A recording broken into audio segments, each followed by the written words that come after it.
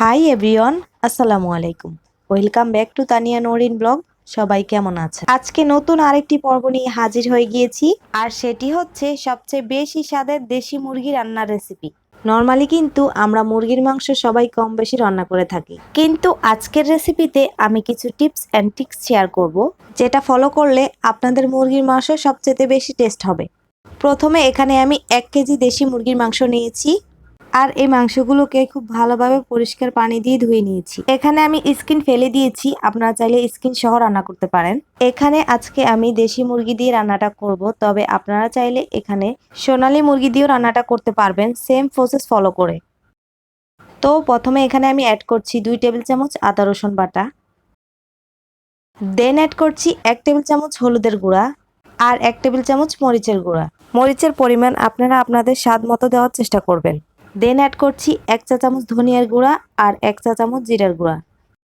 দেন দিচ্ছি 1 টেবিল চামচ লবণ, লবণটাও আপনাদের স্বাদ অনুযায়ী দিবেন। 2 টুকরা দারচিনি, 6টা এলাচ আর 5টার মতো লং আর কিছু গোলমরিচ। দিচ্ছি 2টো তেজপাতা, হাফ কাপ দিচ্ছি পেঁয়াজের বেরেস্তা। এই বেরেস্তাটা দেওয়ার পর মাংসের স্বাদটা বেড়ে যাবে দ্বিগুণ। এবার এই সবগুলো মশলাকে আমি মাংসের সাথে ভালোভাবে মিশিয়ে নিব। মাংসটাকে এমনভাবে মাখাতে হবে যাতে সবগুলো মশলা মাংসের সাথে ভালোভাবে লাগে। এই ম্যারিনেশনে কিন্তু আমি তেল ব্যবহার করিনি, কারণ পেঁয়াজের বেরেস্তার সাথে একটু তেল এমনিই থাকে। এ পর্যায়ে আপনারা চাইলে মাংসটাকে আধা ঘন্টার জন্য ম্যারিনেট করে রাখতে পারেন। আর যদি হাতে সময় না থাকে, ম্যারিনেট করতে চাচ্ছেন না, সেক্ষেত্রে সাথে সাথে রান্নাটা শুরু করতে পারবেন। আমি ম্যারিনেট করছি না, এখন সরাসরি আমি রান্নাটা করব। এখন কড়াইতে যে বেরেস্তা ভাজা তেলটা ছিল, সেই তেলটার সাথে আরও কিছুটা তেল অ্যাড করব। তেলটা যখন পুরোপুরি গরম হয়ে যাবে, তখন আমি মাংসটাকে এখানে অ্যাড করে দিচ্ছি। এখন এই মাংসটাকে চুলার আঁচ মিডিয়াম টু হাইয়ে রেখে প্রায় 10 মিনিটের মতো ভালোভাবে কষিয়ে নিব।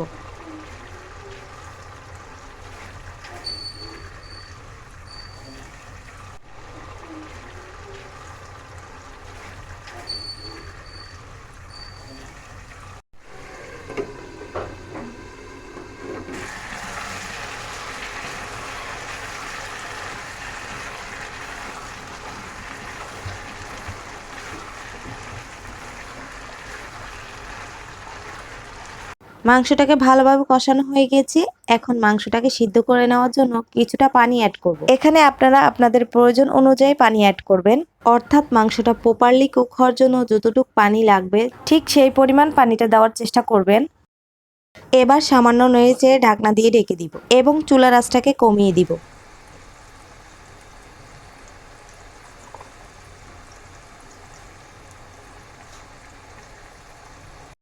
অল্প আছে এই চিকেনটাকে রান্না করে নিব, আর মাঝে মাঝে কিন্তু ঢাকনা সরিয়ে চিকেনটাকে নেড়েচেড়ে দিব।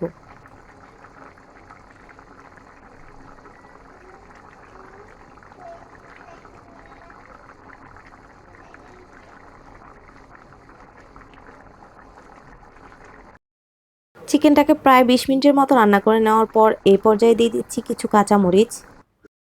দেন আবারও ঢাকনা দিয়ে ঢেকে দিচ্ছি, আরও 5 মিনিট রান্না করে নিব।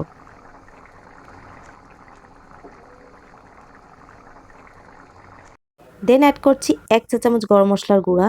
ঠিক এ পর্যায়ে আমি চুলাটাকে অফ করে দিচ্ছি। একদম সহজ সাদামাটাভাবে দেখানোর চেষ্টা করেছি। আশা করছি আমার আজকের রেসিপিটা আপনাদের কাছে ভালো লাগবে। রেসিপিটি যদি ভালো লেগে থাকে তাহলে প্লিজ একটা লাইক দিয়ে দিবেন, কমেন্ট করে জানাবেন কেমন হয়েছে। আর ফেসবুক পেজ থেকে দেখলে ফেসবুক পেজটিকে ফলো করে দেবেন, ইউটিউব থেকে দেখলে ইউটিউব চ্যানেলটাকে সাবস্ক্রাইব করে দিবেন। তো আজকের মতো এখানে বিদায় নিচ্ছি। সবাই ভালো থাকবেন, সুস্থ থাকবেন। আসসালামু আলাইকুম।